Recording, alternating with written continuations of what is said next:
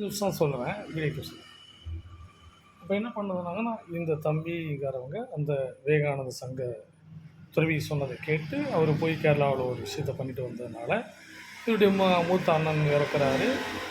அந்த குடும்பம் சிதைஞ்சு போயிடுது. இவங்க அந்த குடும்பத்தை அவர் மேலே என்னென்ன பழி தூக்கணுமோ அத்தனையும் அவர் பழி தூக்கிட்டுருக்காரு. இவ்வளவும் யாரை நடக்குதுன்னா அந்த சாமியாரால் நடக்குது. ஸோ அவர்னால இவர் அவருக்கு வழிகாட்டியிருந்தார், அவருக்கு இவர் குருவாயிருந்தார், இவர் அவருக்கு சிஷ்யர். இது ஒரு வாழ்க்கை முறை. கொஞ்சம் காலம் கழித்து ஒரு 5 வருடங்கள் 10 வருடங்கள் கழித்து அந்த சிதைந்து போன குடும்பத்திலிருந்து அல்லோலப்பட்டு ஒரு குலைந்த குடும்பத்திலிருந்து எங்கெங்கேயோ சென்று யாரோ ஒருவரை போய் சந்திக்கிறார். அங்கு ஒருவர் வழிகாட்டுகிறார். அங்கே அவர் என்ன சொல்கிறாரு, இந்த மாதிரி உங்கள் குடும்பங்கள் மாந்திரிக தாந்திரத்தில் சிதைக்கப்பட்டிருக்கு. அப்போ இவர் சொல்கிறாரு, இல்லை எங்கள் குடும்பத்தில் அப்படிலாம் யாரும் செய்ய மாட்டாங்க, அந்த மாதிரி எண்ணம் உடையவர்களே கிடையாது. அவர் என்ன சொல்கிறார், அந்த மாதிரி எண்ணங்கள் எங்களுடைய யாருமே கிடையாது. ஏன்னா அவருக்கு கூட நம்பிக்கை என்னென்னா, அவரோட அப்பா கூட பிறந்தவர் இந்த வேலையெல்லாம் செய்ய மாட்டார், ஏன் தமிழ் குடியில் பிறந்திருக்காங்க, இந்த மாதிரிலாம் செய்ய மாட்டாங்கங்கிற நம்பிக்கையில். ஆனால் நடந்தது என்ன, யாருடைய வழிகாட்டுதலால் நடந்தது, அந்த இடம்தான் திருக்குறள். திருக்குறள் வாழ்வியல் முறை என்பது அறவழி சார்ந்தது. அது என்ன அறவழி? அது வேதாத்ரி மகரிஷி அவர்கள் சொல்லும்போது மிக அருமையாக இருக்கும்.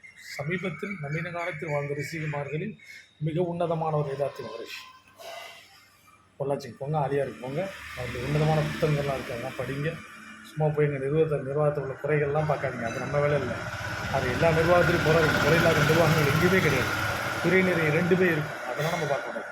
ஒரு மகளிர் வேதாத்ரி மகரிஷியா, உண்மையிலே வேதாத்ரி மகரிஷினா அவங்களுடைய தன்மைக்கு தகுந்த மாதிரி இறைநிலையிலிருந்து வந்தவர் என்பதை நாம் உணர முடியும். அவருடைய சிந்தனை முறை அத்தனை நிறைய புத்தகம் படிக்கும். தகவல் கூறுகிறேன். அந்த இவர் என்ன சொல்கிறாரு, அவருக்கு ஒரு வழிகாட்டுறாங்க, இந்த இதெல்லாம் நடந்திருக்குப்பா, இதெல்லாம் நடந்திருக்குப்பாங்க, அந்த பக்கம் குடும்ப செஞ்சிருக்கணும். இவர் என்ன சொன்னார், இவரும் அதே விவேகானந்த சாமியார் துறவியிடம் தொடர்பு இருக்கிறது. அங்கு போய் சொல்லுகிறார், கவலைப்படாதீங்க உங்களுக்கு கிடைச்சிருங்கிறார். அவருக்கு ஒரு கடிதம் கொடுக்கப்படுகிறது, அவரு ஒருவரை போய் சொல்லுகிறார். அங்கே அவர்கள் என்ன சொல்கிறாங்கன்னு சொன்னால், இதே விஷயம்தான், உங்களுக்கு எல்லாம் வந்துடும், அவங்களாம் அழிஞ்சிடுவாங்க. இவர் என்ன சொன்னார், அவங்கள அழிக்கணுங்கிறது என் வேலை இல்லை, நான் என்ன மீட்டு எடுக்கணும்னு தான் நினைக்கிறேன். அவங்க செஞ்சுருப்பாங்களாங்கிறது எனக்கு தெரியும், அப்படியே செய்திருந்தாலும் நான் பதிலுக்கு அவர்களுக்கு செய்ய மாட்டேன். ஏன்? அது எங்கள் தமிழ் மரபு கிடையாது. செய்திருந்தால் எப்படி தன்னுடைய தகப்பனாக இருந்தால் தன் குடும்பம் செஞ்சதோ அதே போல் தன்னுடைய தகப்பனுடைய கூட பிறந்த தம்பி இவனுக்கு சித்தப்பன் அந்த குடும்பம் சிதைந்து போய்விடும். ஆனால் தமிழ் மரபு அது அல்ல. தமிழ் மரபு வேறு, எதையுமே உருளிப்பதில்லை, அறவழியில் நடக்க வேண்டும். தனக்கும் பிறருக்கும் இப்பொழுதும் எப்பொழுதும் எந்த ஒரு தீமையும் விளைவிக்காத எண்ணம் சொல் செயல் இதை கடைபிடித்து வாழ்வதே அறவழி வாழ்க்கை. புரிஞ்சு போச்சு, நான் சொல்லாது, நான் சொன்னேன். ரொம்ப நிறைய புத்தகங்களை சொல்லியிருக்கேன். அதை குறிப்பிட்ட வேதாத்ரி மகரிஷி ஒருத்தர், தர பரஞ்சோதி பக்கம் நிறைய பேர் சொல்லியிருக்காங்க. அதை நீங்கள் படிச்சுக்கணும். நிறைய பேர் நம்ம சித்தர் மரபுலேயே அந்த வழியில் நிறைய சொல்லியிருக்காங்க. வார்த்தைகள் கொஞ்சம் மாறி இருக்கும், ஆனால் அந்த முறை ஒன்று. அப்போ எதுக்கு நான் இதை சொல்கிறேன் அப்படின்னா, நம்மளுடைய வாழ்வியல் முறை என்ன? நீங்கள் ஒரு தீங்கு செய்கிறீர்கள் என்றால், உங்களுடைய கூட பிறந்த சகோதரர்களுக்கு தீங்கிழைத்து அந்த சொத்தை அபகரிக்கிறீர்கள் என்று சொன்னால், அந்த குடும்பத்தை சிதைக்கிறீர்கள் என்று சொன்னால், தற்போதைக்கு அது வெற்றி. ஆனால் உங்களுடைய சந்ததி நிர்மூலமாக்கும். உங்கள் சந்ததி இருக்காது. ஏன்னா உங்களுடைய சந்ததியுடைய வாழ்க்கையையும் சிந்தித்து செயல்பட சொல்வது தான் தமிழ் மரபு, தமிழர் வாழ்வியல் மரபு, திருக்குறள் வாழ்வியல் முறை என்று சொல்கிறேன். அறவழி என்பது உனக்கு மட்டுமல்ல, உன்னுடைய சந்ததிக்கும், உன்னுடைய வழிவழியாக உன் சந்ததியை வளர்த்து கொண்டு செல்வதற்கும் தான் அறவழிப்பாதை. அதை தமிழ் மிகச்சரியாக ஒத்துக் கொடுத்திருக்கிறது. அவருக்கு தன் மனைவியை தவிர, தன் மனைவியாக வரவுள்ளோ தன் மனைவியை தவிர வேறு யாரையுமே தன் மனைவிக்கு நிகரான சிந்திக்க போய் சொல்லாத ஒரு மரபு தமிழ் மரபு. அதில் சிலப்பதிகாரத்தில் ஒரு இதை பார்க்கலாம். கோவலன் கண்ணகி மனைவியை விட்டு மாதவி என்கின்ற ஒரு இன்னொரு விலைமாறி போகிறான்.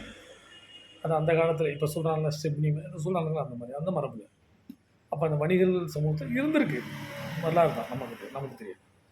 அப்போ சொல்லும்போதும் இருவரும் சேர்ந்து காவிரி நதியில் அந்த மணல் பரப்பில் நடந்து போகிறாங்க. நல்லா தெரிஞ்சுங்க, மாதவிங்கிறவங்க இவங்க தாலி கட்டிய மனைவி இல்லை. அப்போ போகும்போது காவிரியினுடைய வளைவை வர்ணிக்கும் பொழுது உடனடியாக மாதவி என்ன சொல்கிறாங்க, இது வரைக்கும் என் கூட அன்பாக இருந்தேன், இனிமேல் எனக்கு வேண்டாங்க. ஏன்னா நான் உன் கூட இருக்கும் பொழுது என்னை விட்டு நீ இன்னொரு பெண்ணை வர்ணிக்கிறாய். அது போல்னு சொல்கிறீங்களா தேவி, நான் காவிரி நதித்தானே வர்ணித்தேன், உன்னை நான் வர்ணிக்கவில்லை என்று. அதனால் அந்த பெண் சொல்கிறார், மாதவி என்ற அந்த பெண் சொல்கிறார், இல்லை, இனி என்னை மட்டும்தான் வர்ணிக்க வேண்டும், என்னை தவிர வேறு எந்த பெண்ணையும் அந்த மாதிரி வர்ணிக்கக்கூடாது என்று சொல்கிறார் மாதவி. அங்கே உதிக்கிறது கோவலனுக்கு புத்தியில். உடனே வீட்டுக்கு வருகிறார் தன் மனைவியை பார்க்க. தமிழ் மரபு நம்மை சரியான பாதை வழி நடத்துகிறது. அதை கடைபிடித்தாலே போதும். தமிழ் மரபை நீ கடைபிடித்து விட்டீர்கள் என்றால் அறம் பொருள் இன்பம் வீடு பேரு திருக்குறள். அந்த வீடு பேருக்கு தனி கிடையாது. ஏன்னா இதை 3 நீ சந்தித்து பார்த்துட்டோம்னா, இந்த 3 கடைபிடித்து வாழ்ந்துட்டோம்னா அந்த வீடு பேரு என்கிற மோட்சம் நீ கேட்கவே வேண்டாம், தவம் இருக்க வேண்டாம், ஆனால் நமக்கு வந்துடும். அதான் தமிழ் மரபு.